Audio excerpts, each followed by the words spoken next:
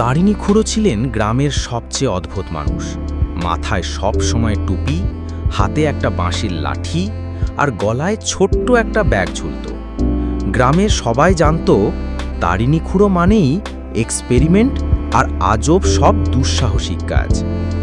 একদিন খুড়ো ডাকলেন তার সাঙ্গপাঙ্গদের।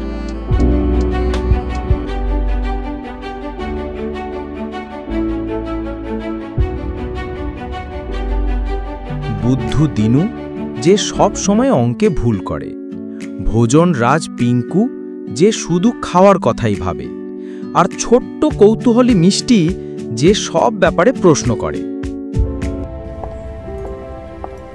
খুড়ো বললেন, শোনো বীর সেনারা, আমাদের গ্রামে একটা পুরনো গুপ্তধন লুকিয়ে আছে। নাকি সেই গুপ্তধন পাহারা দেয় এক ভুতুড়ে প্যাঁচা। আজ রাতে আমরা সেই গুপ্তধন খুঁজতে যাব।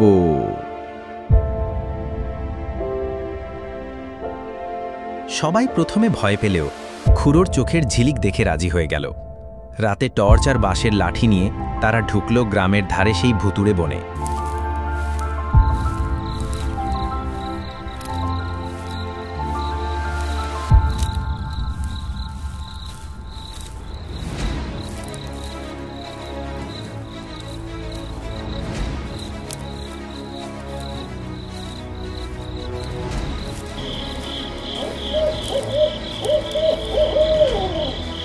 সবাই কাঁপতে লাগলো।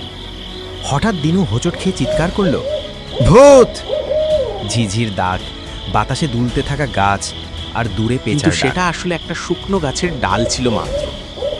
পিঙ্কু আবার বারবার বলছিল, খুড়ো, আগে কিছু খেতে দিলে ভালো হতো, পেটটা গড়গড় করছে।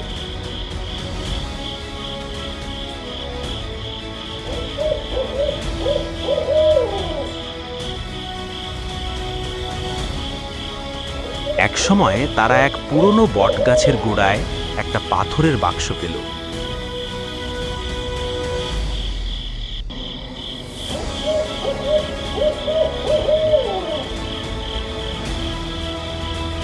খুড়ো, হয়তো এটাই গুপ্তধন, মিষ্টি বলল। তারা বাক্স খুলতেই ঝকঝকে সোনাদানা নয়, বরং ভিতরে ছিল একগুচ্ছ পুরনো বই, তামার মুদ্রা আর একটা মানচিত্র।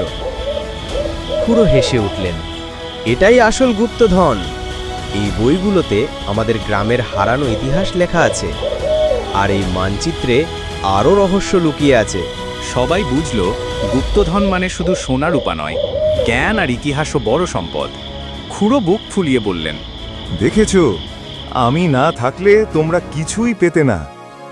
হ্যালো বন্ধুরা, যদি তোমাদের এই কন্টেন্ট ভিডিওটা ভালো লাগে তাহলে অবশ্যই সাবস্ক্রাইব, লাইক আর শেয়ার করে দিও।